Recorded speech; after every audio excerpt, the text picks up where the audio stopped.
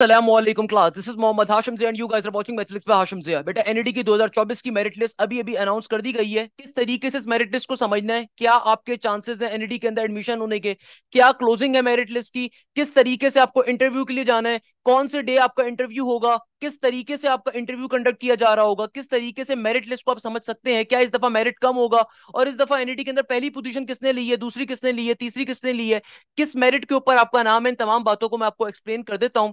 सो भाई अगर आप लोगों को मेरी स्क्रीन शेयर हो रही है तो जाहिर सी बात है, जरा हम चलते हैं इधर। आपने इस चीज को बहुत तरीके से देखना है कि बेटा एनईडी की मेरिट लिस्ट क्या हो गई है, अनाउंस हो गई है। किस तरीके से कि भाई देखो, आप सिंपल तरीके से एनईडी यूनिवर्सिटी के जब पेज के ऊपर जाओगे तो यहाँ पे देखिए आपके पास ये आ जाएगा अंडर ग्रेजुएट लिस्ट। आपने क्या करना है, आपने सिंपल तरीके से इधर इधर एडमिशन शेड्यूल के ऊपर आप क्लिक कर सकते हो, आपके पास कंप्लीट ये एडमिशन शेड्यूल आ जाएगा। अब देखो कंप्लीट एनईडी की मेरिट लिस्ट अनाउंस कर दी गई है आज की तारीख के अंदर। तो भाई आपकी जो भी आपका बोर्ड है, जो भी आपकी कैटेगरी है, आप उस पर क्लिक करोगे। फॉर एग्जाम्पल अगर आप हैदराबाद के बोर्ड के हो तो आप R2A पे क्लिक करोगे। मैं आपको हैदराबाद बोर्ड की दिखा देता हूँ कि हैदराबाद बोर्ड से जो पहली पोजीशन ली है मोहम्मद आतिफ पाशा ने ली है। इनका टेस्ट का वेटेज था 46 यानी कि, और इनका एचएससी का इनकी परसेंटेज थी 41.73 यानी कि वेटेज है। वेटेज का मतलब है कि भाई ये 0.5 से मल्टीप्लाई होकर यहाँ पे लिखा हुआ है। तो अगर आप ओरिजिनल इनका टेस्ट का स्कोर निकालना चाहते हो तो आप 46 डिवाइडेड बाय 0.5 करोगे, आंसर आ जाएगा। यानी कि पहली जो आपके पास पोजीशन आई है हैदराबाद बोर्ड के अंदर, ये आतिफ पाशा साहब की है, जिन्होंने 87.73 का मेरिट स्कोर करा है। और जो लास्ट बच्चा यहाँ पे कॉल किया गया है हैदराबाद बोर्ड से, वो 71 मेरिट का हुआ है। अच्छा, बहुत सारे बच्चे जब इस मेरिट लिस्ट को देखेंगे ना, वो बोलेंगे सर ये हमारा नाम इसमें क्यों नहीं लिखा हुआ, सर हमने हमारा तो सर 74 का मेरिट है बट हमें नहीं कॉल करी। तो बेटा देखो, मेरिट लिस्ट के अंदर जो है ना, जो टॉप की 24 सीट्स होंगी, सिर्फ 24 सीट्स के लिए रेगुलर कैटेगरी के बच्चों को इन्वाइट किया गया है। और साथ में इनका फेलोशिप प्रोग्राम भी लिखा हुआ है। फेलोशिप के हवाले से मैंने डिटेल के अंदर वीडियो ऑलरेडी बनाई हुई थी कि फेलोशिप क्या होती है। Jinnah merit Iqbal leadership Syed fellowship, मैंने इसको ऑलरेडी एक वीडियो बनाई हुई है। आपको अगर ये समझनी है तो डिस्क्रिप्शन में उसका लिंक मौजूद होगा, आप चेक कर सकते हैं।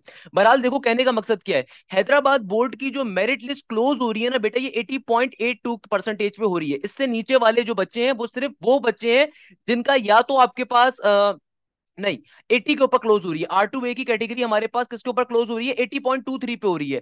यानी कि भाई हैदराबाद बोर्ड की जो सीट्स है ना, ये इसके ऊपर क्लोज हो रही है। यानी कि आपके पास ये 80.27 80.23 पे हो रही है। उसके बाद जितने भी ये बच्चे हैं ना, सिर्फ सेल्फ फाइनेंस वाले बच्चे हैं। ये सिर्फ सेल्फ फाइनेंस वाले बच्चे हैं। मैं आपको ये चीज एक और तरीके से समझाता हूँ। फॉर एग्जाम्पल मैं वापस यहाँ पर जाता हूँ, मैं आपको कराची बोर्ड दिखाता हूँ। अगर हम कराची बोर्ड के ऊपर क्लिक करें तो मैं यहाँ पे क्लिक करूंगा, कराची बोर्ड की मेरिट लिस्ट आ गई। अब देखो कराची बोर्ड की मेरिट लिस्ट की खास बात, मैं आपको इसको जूम करके दिखा देता हूँ। कराची बोर्ड से पहली पोजीशन ली है साद खान ने, और इनका जो मेरिट स्कोर बना है 92 का बना है, 92.05। सरफराज खान के बेटे हैं, इनका नाम है साद खान। एचएससी इनकी वेटेज है 45.55 की, टेस्ट वेटेज है 46.5 का।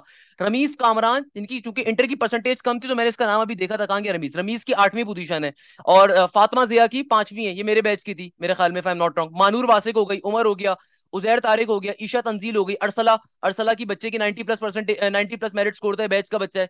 तकी सद्दीकी हो गया, तकी का I am not sure but I guess ये भी 90 प्लस वाला था, इसका मैंने पोस्टर क्यों बनवाया था। तो खैर कहने का मकसद ये कि ये कराची बोर्ड के सारे नाम आ रहे हैं। तो भाई ये कराची बोर्ड से जिन्होंने पहली पोजीशन ली है वो साद खान है। और ये कराची बोर्ड की देखो एंडिंग कहाँ हो रही है, यानी कि कराची बोर्ड की जो मेरिट लिस्ट आई है ये एंड कहाँ पे हो रही है, जरा गौर से बात को समझिएगा। आप में से अक्सर लोग फिर परेशान हो रहे होते हैं, तो हमारा नाम क्यों नहीं है। देखो बेटा, आपके पास कराची बोर्ड की जो एंडिंग हो रही है ना, ये एंडिंग आपके पास हो रही है हमना खान के नाम के साथ, हमना खान हमना अमीन के नाम के ऊपर। और इनका 71.18 के ऊपर। कराची बोर्ड की जो मेरिट लिस्ट का लास्ट नंबर है वो 71.18 है। या आपके पास एक और आ रहा है मोहम्मद इब्राहिम, 71.18 के ऊपर है। इसके बाद वाले जितने बच्चे आ रहे हैं सिर्फ सेल्फ फाइनेंस के ऊपर इनको बुलाया गया है। सेकंड मेरिट लिस्ट में इनका नाम हो सकता है टॉप पे, मगर अगेन ये सिर्फ सेल्फ के लिए बुलाए गए, इनका रेगुलर के ऊपर इनको कोई सीट ऑफर नहीं होगी। तो देखो 1600 चूंकि सीट्स है आपके पास, 1400 के करीब सीट्स होती हैं, तो 1600 के बच्चे जो है ना, अगर आपका नाम इन 1600 बच्चों के अंदर मौजूद है, तब तो बेटा आप थोड़ा सा आप चैन की सांस ले सकते हो, आपको कोई ना कोई फील्ड एनईडी के अंदर ऑफर हो जाएगी। अगर आपका नाम इन 1600 बच्चों के अंदर नहीं है कराची बोर्ड से, तो इसका मतलब ये कि बेटा आप दूसरी यूनिवर्सिटी की तैयारी करना स्टार्ट कर दो। इसका मतलब सिंपल से है कि भाई आपको एडमिशन नहीं मिल रहा होगा, या फिर second merit list, third merit list, fourth merit list तक का वेट करो। अगर इनमें से इन बच्चों में से कोई बच्चा ड्रॉप आउट करता है, इन बच्चों में से कोई बच्चा जीआईके चला जाता है, न चला जाता है, फार चला जाता है, अपनी सीट को छोड़ देता है, क्योंकि फॉर एग्जाम्पल मुझे पता है यहाँ पे काफी सारे मेरे स्टूडेंट्स ऐसे थे, जैसे रमीज कामरान था, इसका माशाल्लाह जीआईके के अंदर भी हुआ है। तो भाई ये हो सकता है जीआईके चला जाए, तो अगर ये अपनी सीट छोड़ देगा ना, तो उस सीट आपके में से बाद किसी बच्चे को मिल रही होगी उसके बाद वाले ऑर्डर के ऊपर। तो भाई आपने करना क्या है, इसी तरीके से फॉर एग्जाम्पल हमारे पास यहाँ पे आ रहा है, अगर मैं आपको दिखाऊं ए लेवल्स के बच्चों की सीट, ए लेवल्स वाले कहां गए, आर फोर ए लेवल्स के बच्चे आ गए। तो इसको मैं थोड़ा सा जूम इन कर देता हूँ। ये R4A के अंदर मेरे पास ये आ गया जूम इन करके। तो भाई R4A के अंदर देखो पहली जो पोजीशन ली है सैयदा नमिया खावर ने ली है माशाल्लाह से। और इनका मेरिट स्कोर है 94.68, यानी कि इन्होंने तो तबाही मचा दी है। और इनके ए लेवल्स का वेटेज आया है 47.18। और ये देखो R4A की जो कैटेगरी है, ए लेवल्स की जो कैटेगरी है, इट इज एंडिंग ऑन, यहाँ पे ये लास्ट वाला बच्चा ये आ रहा है। ये बच्चा कौन है भाई? उबैदुल्ला फारूकी है। नहीं, उबैदुल्ला फारूकी से पहले है कोई। इसको मैं थोड़ा सा और जूम इन कर देता हूँ, please give me a second. कि भाई हमारे पास ये वाला बच्चा आ रहा है। ये एंड हुई है 83 के ऊपर, यानी कि भाई ए लेवल्स की जो मेरिट लिस्ट एंड हो रही है 83.45 पे हो रही है। उसके बाद के जितने बच्चे सारे सिर्फ सेल्फ फाइनेंस के ऊपर है। रिमेंबर दिस थिंग, सिर्फ सेल्फ फाइनेंस के ऊपर है। तो अगर तो आपका नाम इस सेल्फ फाइनेंस वाली लिस्ट से ऊपर ऊपर आ रहा है, तो इसका मतलब आपको रेगुलर के ऊपर कोई ना कोई सीट मिल रही होगी। अगर आपका नाम इस सेल्फ फाइनेंस के ऊपर आ रहा है, तो आप सिर्फ सेल्फ फाइनेंस की सीट्स के लिए एलिजिबल हो। ये बात मैं समझाने की बार बार कोशिश कर रहा हूँ। अच्छा, स्पॉन्सर की लिस्ट अलग से आती है, उसको मैं अलग से भी दिखा देता हूँ। तो भाई ये नीचे वाले जितने बच्चे हैं सिर्फ सेल्फ फाइनेंस वाले बच्चे हैं। ये नीचे वाले जितने बच्चे हैं सिर्फ और सिर्फ सेल्फ फाइनेंस वाले बच्चे हैं। रिमेंबर दिस थिंग, आपको रेगुलर के ऊपर कोई सीट ऑफर नहीं हो रही होगी, क्योंकि आपने सेल्फ का फॉर्म भरा हुआ था, इसलिए आप सेल्फ के ऊपर हो खाली। तो बेटा देखो यहाँ पे सारी की सारी मेरिट लिस्टें आ रही हैं आपके पास। आपका जो भी आपका वो है ना, आप ए लेवल्स प्री मेडिकल से इसको देखोगे, ए लेवल्स आर्ट्स से आप इसको देखोगे, आप पर्टिकुलरली जियाउद्दीन बोर्ड से आप इसको देखोगे, आप डीएई की हो यानी कि डिप्लोमा बेस्ड जो अप्लाई करते हैं नवाब शाह बोर्ड की, देखो सीट्स यहाँ पे आ रही है उनकी सेल्फ की, उनकी नॉर्मल सीट। मीरपुर खास की R2B SF2B अलग से भी गिवन है। सिमिलरली देखो कराची बोर्ड की नॉर्मल सीट ये आ रही है, कराची बोर्ड की रेगुलर एंड सेल्फ फाइनेंस, ये दोनों की मिलाकर है। अच्छा, ये सर्वर डाउन होना स्टार्ट हो चुका है बेटा। अच्छा, इस पे देखोगे ना, ये आपके पास पूरी की पूरी सीट आ रही है। अच्छा, रिमेंबर दिस थिंग, अलग से कोई लिस्ट नहीं होती। सेल्फ की जो सीट्स की लिस्ट होती है ना, वो 7 ही बच्चों की होती है।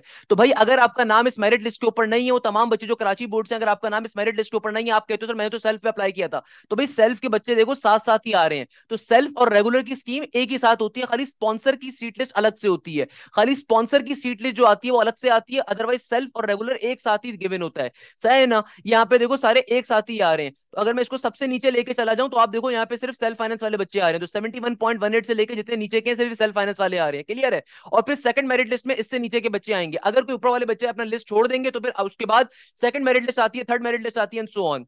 ये चीज जहन में रखिएगा। अच्छा, एक और चीज अपने जहन में रखिएगा कि भाई मैं अच्छा स्पॉन्सर की है SF11 की, ये रही जैसे मैंने आपसे कहा था SF11। अच्छा, अब आपने करना क्या है, जरा बात गौर से समझे। कि अगर मैं आपको स्पॉन्सर की लिस्ट भी दिखा दूं ना, तो स्पॉन्सर की लिस्ट आपके पास ये आ रही है। तो स्पॉन्सर के अंदर भी जरा देख लेते हैं। देखो बेटा, ऐसे ऐसे लोग भी होते हैं माशाल्लाह से, कि अलीमा खान या खातून है, इन्होंने स्पॉन्सर पे अप्लाई किया हुआ है, मगर इनका इनका ये ए लेवल्स बैकग्राउंड की स्टूडेंट थी, और इन्होंने माशाल्लाह से मेरिट स्कोर 91 किया हुआ है। इन्होंने 91 के ऊपर भी स्पॉन्सर पे अप्लाई किया था। So that's how the student are competing with each other ना। ये चीज ध्यान में रखिएगा कि भाई ये आलम है, अमीमा आलम इनका नाम है। और ये पर्टिकुलरली स्पॉन्सर के ऊपर इन्होंने अप्लाई किया हुआ है 91.66 मेरिट के ऊपर। ये दूसरा बच्चा भी देख लो भाई, मरियम फरीद सिद्दीकी, ये 91.39 के मेरिट है, मगर स्पॉन्सर पे भी अप्लाई किया हुआ है, क्योंकि भाई कंपटीशन इतना ज्यादा स्ट्रिक्ट होता है। और ये देखो आपके पास जो है ना, इसी तरीके से स्पॉन्सर की लिस्ट के अंदर भी देखो मेरिट आ रहा होता है, स्पॉन्सर की लिस्ट पे भी मेरिट आ रहा होता है। तो देखो स्पॉन्सर की जो लिस्ट है, इसकी क्लोजिंग मेरिट क्या है? स्पॉन्सर की लिस्ट का क्लोजिंग मेरिट भी 72.5 है। ये भी इंक्रीज हो गया इस दफा माशाल्लाह से। ये भी क्या हो गया? इंक्रीज हो गया है। यानी कि देखो भाई, इन बच्चों ने स्पॉन्सर पे भी अप्लाई किया हुआ है। ये वो बच्चे जिन्होंने स्पॉन्सर पे अप्लाई किया हुआ है, कितने बच्चे हैं? 164 बच्चे हैं। तो भाई 164 बच्चे जिन्होंने स्पॉन्सर पे अप्लाई किया था, टॉप के 164 बच्चों का सिर्फ इन्होंने नाम लिया है। अब अगर आपकी परसेंटेज, आपकी अगर एग्रीगेट 60 के अंदर था, आपने स्पॉन्सर पे अप्लाई किया हुआ था, तो इन्होंने आपका नाम नहीं होगा इसके अंदर, क्योंकि बेटा मेरिट वाइज। मैं आपसे क्या क्या कह रहा था? मैं आपसे शुरू से कह रहा था कि भाई मेरिट, टेस्ट पे मेहनत करो, टेस्ट पे मेहनत करो, टेस्ट पे मेहनत करो।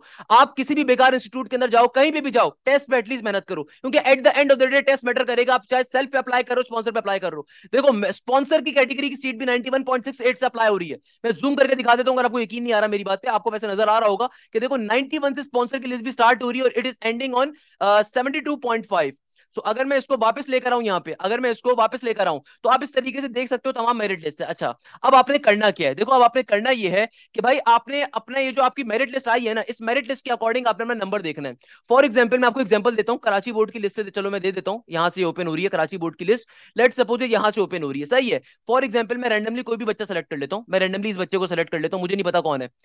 इसका मेरिट नंबर क्या आ रहा है मैं चेक कर लेता हूँ। ये देखो, हाँ, मैं कराची बोर्ड की लिस्ट को ओपन कर रहा हूँ। ये यूनिवर्सिटी का कॉल नंबर जो है ना, इसको ध्यान में रखिएगा। अब मैं इसको अपनी मर्जी से नीचे लेके चला जाता हूँ। फॉर एग्जाम्पल मैं यहाँ पे आ गया, ये बच्चे का नंबर है 1374, ये इसका कॉल नंबर है, ये इस बच्चे का कॉल नंबर है। इनका नाम है सारा जियाउल्लाह साहब की ये डॉटर है। तो सही है ना, मैंने इस बच्चे पे क्लिक करा है, 1374 है। अब मुझे देखना है कि मुझे किस दिन यूनिवर्सिटी जाना है इंटरव्यू के लिए। तो 1374 वरना देखो, फॉर एग्जाम्पल ये जो बच्ची थी, इसका मेरिट नंबर क्या था, 1374 था। तो आप सिंपल तरीके से अपने बोर्ड की इंटरव्यू डेट की लिस्ट के ऊपर आओगे, आपके इंटरव्यू डेट की लिस्ट आ रही है, तो 1374 देखो कहां लाया करेगा, 1351 और 1400 के दरमियान लाया करेगा। यानी कि इस बच्चे का इंटरव्यू कब है, ये जो सारा जिया नाम की खातून थी, बेटी थी, इसका बेटा इंटरव्यू कब है, इसका इंटरव्यू है 1351 से लेकर 1400 के दरमियान के ऊपर लाया कर रही है। इसके इंटरव्यू की डेट है 1/8 यानी कि 1 अगस्त 2024 थर्सडे वाले दिन। और इसको जाना है 12 बजे से पहले पहले पहुंचना है, 12 बजे से पहले पहले जाके बैठेगी वहां पे। 12:30 के ऊपर इनका इंटरव्यू स्टार्ट होगा। इंटरव्यू में सिर्फ आपको फील्ड सिलेक्शन करनी होती है और आपको पेमेंट पे करनी होती है। अच्छा, पैसे कितने आपको देने हैं, क्या करना है आपके, अगर आप और से अपनी लिस्ट को देखें ना, फॉर एग्जांपल मैं इस ए लेवल के बच्चे की बात कर लेता हूं, किसी भी ए लेवल्स के बच्चे की। भाई ये ए लेवल्स के अंदर जो पहली पोजीशन लिए इन खातून का नाम क्या है, इनका नाम है सैयदा नमिया खावर। सही है ना, सैयदा नमिया खावर जो है, इनका जो यूनिवर्सिटी का ये आ रहा है, कॉल लिस्ट आ रही है, आपने कॉल नंबर देखना है, यूनिवर्सिटी कॉल नंबर, पहला कॉल नंबर ही है इनका। तो सही है ना बेटा, इसको मैंने कॉल नंबर को मैंने देखा। अब फॉर एग्जांपल लेवल्स का देखो, ए लेवल्स वालों का R4A कैटेगरी का 25 जुलाई को, किस दिन, 25 जुलाई को थर्सडे का दिन है, और थर्सडे वाले दिन सुबह 10 बजे से पहले पहले इनको पहुंचना है। क्योंकि देखो ये पहले नंबर के ऊपर आ रही है, ये पहले नंबर के ऊपर आ रही है, तो अगर ये लेट जाएंगी ना तो इनकी सीट निकल जाएगी। ये बात मैं आपको बार बार बता चुका हूं कि बेटा इंटरव्यू के टाइम पे अगर आप खुद नहीं जा सकते, अपने वालिदैन को भेज दो, आधे घंटा 1 घंटा पहले भेज दो। देखो लेट जाओगे नुकसान है, 10 घंटे पहले चले जाओगे कोई मसला नहीं है, कोई इशू नहीं है। अगर आप इंटरव्यू के डे अपने नहीं गए तो ये बात अपने दोस्तों को बता दीजिएगा। अगर आप इंटरव्यू के डे नहीं गए तो भाई, अगर आप 2 दिन के बाद, 1 दिन के बाद आप जाओगे, तो उस वक्त जो कॉल नंबर चल रहा होगा, उस वक्त जो मेरिट नंबर चल रहा होगा, उस वक्त जो सीट्स एम्प्टी होंगी, आपको सिर्फ वो मिलेंगी, आपको आपकी रिक्वायर्ड सीट नहीं मिल सकेगी अगर आपका टॉप का मेरिट था। अक्सर बच्चों की बात नहीं पता होती। सेकंड नंबर के ऊपर अक्सर बच्चों को एक क्वेश्चन होता है, सर कितनी फीस हमें पे करनी पड़ेगी at the time of admission. तो बेटा देखो, यहाँ पे आपके नाम के सामने आपका, आपके जो है ना, एक स्कॉलरशिप नंबर लिखा होगा। ये स्कॉलरशिप इस बच्चे को क्या मिली है, जिना मेरिट स्कॉलरशिप। तो भाई आप सिंपल यूट्यूब पे जाओ, आप सिंपल यूट्यूब के ऊपर जाओ, मैं आपको यूट्यूब पे दिखा देता हूं, मैं यहाँ पे नहीं दिखाता, मैं आपको यूट्यूब पे दिखा देता हूँ। आप सिंपल यूट्यूब के ऊपर जाओ, यूट्यूब पे जाने के बाद आप क्या लिखो, आप सिंपल यूट्यूब के ऊपर जाते हो, यूट्यूब पे जाने के बाद आप लिखो एनईडी स्कॉलरशिप या NED fellowship program, NED fellowship program. आप एनईडी फेलोशिप प्रोग्राम लिखोगे, मैंने डिटेल के अंदर एक एक चीज यहाँ पे डिस्क्राइब करी हुई है कि भाई एनईडी का क्या फेलोशिप प्रोसेस है, क्या नहीं है। एनईडी फेलोशिप प्रोग्राम को जाके समझ सकते हो, मैंने बहुत डिटेल में फेलोशिप की वीडियो डिजाइन करी हुई है, प्लीज गो थ्रू कर लीजिएगा इस वीडियो को, इसमें सारी बातें मैंने डिफाइन करी हुई है। तो खैर, कहने का मकसद क्या है बेटा, देखो कहने का मकसद ये कि आपने इनको लाजमी तौर पर समझना है, देखना है, करना है, और आपका जो भी मेरिट नंबर आ रहा है उसके मुताबिक आपने वर्किंग करनी है। मैं आपको एक बात बहुत कैटेगोरिकली बता देता हूं, अगर आपका पहली मेरिट लिस्ट में नाम नहीं है तो फिर दूसरी मेरिट लिस्ट जो आ रही होंगी वो बाद में आ रही होंगी, सही है ना। दूसरी मेरिट लिस्ट कब आएंगी, बाद में आएंगी। यानी कि जब ये वाले मेरिट नंबर सारे कंप्लीट हो जाएंगे, फॉर एग्जांपल देखो 5 तारीख को कराची बोर्ड की तमाम सीट्स क्या हो जाएंगी, पहली मेरिट लिस्ट एंड हो रही है, 5 तारीख को उसके इंटरव्यू खत्म हो रहे हैं। जब 5 तारीख गुजर जाएगी, उसके बाद 6 तारीख को, 7 तारीख को, उससे पहले पहले आपके पास सेकंड मेरिट लिस्ट आएगी कराची बोर्ड की। सिमिलरली देखो, अगर मैं ए लेवल्स की बात करूं, 25 तारीख को ए लेवल्स वालों का इंटरव्यू हो जाएगा पहली मेरिट लिस्ट के बच्चों का, तो 25 की रात को, 26 को आपके पास सेकंड मेरिट लिस्ट आएगी। और जब सेकंड मेरिट लिस्ट आएगी, उसमें लिखा हुआ होगा कि भाई कौन कौन सी सीट्स अभी एनईडी के अंदर बची हुई हैं ए लेवल्स की। 24 तारीख को बेटा ये आपके पास आ खान बोर्ड है, जयाउद्दीन बोर्ड है, डीए वाले, इनका इंटरव्यू हो जाएगा। जब इनका इंटरव्यू हो जाएगा तो 24 तारीख की रात को, 25 तारीख को इनकी सेकंड मेरिट लिस्ट आएगी, और फिर बताया जाएगा, उस मेरिट लिस्ट का टॉप पे लिखा होगा कौन कौन सी सीट्स अभी एम्प्टी हैं। सिमिलरली 23 तारीख को हैदराबाद का, मीरपुर खास का, सक्कर का, लड़काना का, नवाब शाह का मेरिट का इंटरव्यू हो जाएगा। जब पहली मेरिट लिस्ट का इंटरव्यू हो जाएगा तो उसके बाद लिखा हुआ आएगा उसके ऊपर कि भाई आपके पास जो सेकंड मेरिट लिस्ट आएगी उसमें लिखा हुआ होगा आपका कौन कौन सी सीट्स एम्प्टी हैं। मगर अगर आपका पहली मेरिट लिस्ट में नाम नहीं है, आपका पहली मेरिट लिस्ट में मगर नाम अगर नहीं आया ना, तो मैं आपको अफसुर्दा नहीं करना चाहता, मैंने आपके सामने एक एक चीज खोल के बयान कर दी। मैंने आपके सामने स्पॉन्सर की कैटेगरी भी बयान कर दी कि देखो स्पॉन्सर के अंदर 91 की कैटेगरी से स्टार्ट हो रही है। आप खुद देखो ना भाई, स्पॉन्सर की सीट कहां से स्टार्ट हो रही है, स्पॉन्सर की कैटेगरी स्टार्ट हो रही है, ये देखो भाई कहां से हो रही है, 91.68 से, और एंड हो रही है 72 के ऊपर। तो मैं आपका हौसला तोड़ना नहीं चाह रहा, मगर मैं आपको एक रियलिस्टिक चेक देना चाह रहा हूं कि बेटा अगर आपके पास अभी भी आप एनईडी के ऊपर तकिया करके बैठे हुए हो, तो एनईडी इज नॉट दी बेटा एंड गेम। खुदारा दूसरी यूनिवर्सिटीज के ऊपर चले जाओ, दाऊद यूनिवर्सिटी, कराची यूनिवर्सिटी की तैयारी करो। अगर तो कायदे अवाम का भी टेस्ट रहता है, उसके ऊपर चले जाओ, इंटीरियर सिंध के बच्चों के लिए कह रहा हूं। अगर आप कराची साइड पे रहते हो तो भाई आपके पास मजीद ऑप्शन है, दाऊद एक बहुत अच्छी यूनिवर्सिटी है, कराची यूनिवर्सिटी बहुत अच्छी है, डबल आई बहुत अच्छी है इंडस्ट्रियल इलेक्ट्रॉनिक्स के लिए। इसके अलावा प्राइवेट सेक्टर में और डिफरेंट यूनिवर्सिटीज हैं, बहरिया है, आपके पास डीएचए सुफा है, जेबिस्ट है, इनके टेस्ट बहुत ही हल्के होते हैं, आप इजीली टेस्ट क्लियर कर सकते हो। मतलब प्राइवेट सेक्टर के अंदर मैटर नहीं करता। प्राइवेट सेक्टर में जो सेकंड टायर यूनिवर्सिटीज होती हैं, इकरा हो गई, बहरिया हो गई, यूआईटी हो गई, जेबिस्ट हो गई, इनके टेस्ट नॉर्मली क्लियर हो जाते हैं। बेसिक मैथ्स इंग्लिश वगैरह होती है, सिंपल तरीके से क्लियर हो जाते हैं। तो भाई अगर आपके पास टाइम, आपके पास फर्स्ट मेरिट लिस्ट में आपका नाम नहीं आया, तो आप इन यूनिवर्सिटीज के ऊपर बिल्कुल मूव गो थ्रू करो। अच्छी यूनिवर्सिटीज अब जो आपके पास बची हैं, उसमें तीन नाम मैं आपको बता देता हूँ। डबल आई डबल एक अच्छी यूनिवर्सिटी है, इंडस्ट्रियल इलेक्ट्रॉनिक्स की अगर करवा रही है। दाऊद यूनिवर्सिटी के अंदर आपको सीएस वगैरह सारी चीजें मिल जाएंगी, दाऊद यूनिवर्सिटी अच्छी है। उसके बाद कराची यूनिवर्सिटी आती है, मगर कराची यूनिवर्सिटी का टेस्ट बहुत लेट होता है, तो दाऊद में लाजमी अप्लाई करो। इसके अलावा आप फिर प्राइवेट सेक्टर पे आ सकते हो। प्राइवेट सेक्टर में साल में 2 दफा एडमिशन होते हैं, तो अगर आपने इस दफा एडमिशन नहीं भी लिया, तो फिर आप जनवरी फरवरी में उनका एडमिशन ले सकते हो, बहरिया में या जेबिस्ट में, या पर्टिकुलरली आपके पास इकरा होती है, या आपके पास और भी कोई भी यूनिवर्सिटी आ रही है। सर उस्मान इंस्टीट्यूट को आप देख सकते हो, यूआईटी एक अच्छा ऑप्शन हो सकता है, और सर सैयद एक अच्छा ऑप्शन हो सकता है। तो अगर फर्स्ट मेरिट लिस्ट में आपका नाम नहीं है, तो बेटा खुदारा पढ़ना स्टार्ट कर दो। अगर अभी भी नहीं पढ़ रहे, खुदारा कवर अप करना स्टार्ट कर दो, रिवाइज करना स्टार्ट कर दो। जितनी आपने तफियां करनी, तफियां कर ली आपने, अब दोबारा से आप करना स्टार्ट कर दो। किस तरीके से आपका एनईडी के अंदर आपने क्या क्या डॉक्यूमेंट्स लेके जाने हैं, उसके हवाले से मैंने ऑलरेडी एक वीडियो बनाई हुई है। आप सिंपल यहाँ पे जाके लिखोगे NED admission process, NED admission process लिखोगे, पहले से मैंने बहुत डिटेल के अंदर एक वीडियो डिजाइन करी हुई है। ये वाली वीडियो जो है ना, NED admission process, NED way forward वाली जो है, इसके अंदर मैंने सारी बातें करी हुई है, किस तरीके से आपका एनईडी का एडमिशन होगा, क्या सिनेरियो होगा, क्या नहीं होगा, एंड सो ऑन। मैंने बहुत डिटेल के अंदर एनईडी की एडमिशन के हवाले से डिटेल में गाइडेंस दी हुई है, तो इस वीडियो को आप देख सकते हैं। इसमें सारी बातें मैंने बताई हुई हैं, क्या क्या प्रोसीजर होगा, क्या नहीं होगा, आपने किस तरीके से, क्या एनईडी का एडमिशन प्रोसीजर है। ये वाली वीडियो भी चेक कर लीजिए, इसमें सारी बातें मैंने करी हुई है। एनईडी का एडमिशन प्रोसेस किस तरीके से वर्क करेगा, क्या सिनेरियो होगा, क्या मेरिट लिस्ट आपकी लास्ट टाइम की थी, सही है ना। तो इस वीडियो को लाजमी तौर पे देख लीजिएगा, इसमें मैंने सारी बातें बयान करी हुई है regarding the admission process, regarding the open day, each and everything I have detail explain in very detail manner. तो आप इसको चेक कर सकते हैं, क्या कौन कौन से आपको डॉक्यूमेंट्स लेकर जाने हैं, क्या सिनेरियो है, क्या नहीं है। तो इस चीज को लाजमी तौर पे अपने जहन में रखिएगा, और ये चीज लाजमी तौर पे आप कवर अप कर लें तो बेहतर है बेटा, सही है ना। तो यहीं पे इस वीडियो को मैं एंड करूंगा, उम्मीद के साथ कि आप जाएं जैसे खैरियत होंगे। मुझे बहुत सारी दुआओं में याद रखिएगा। जज़ाक अल्लाह, thank you so much. Hashim Zia.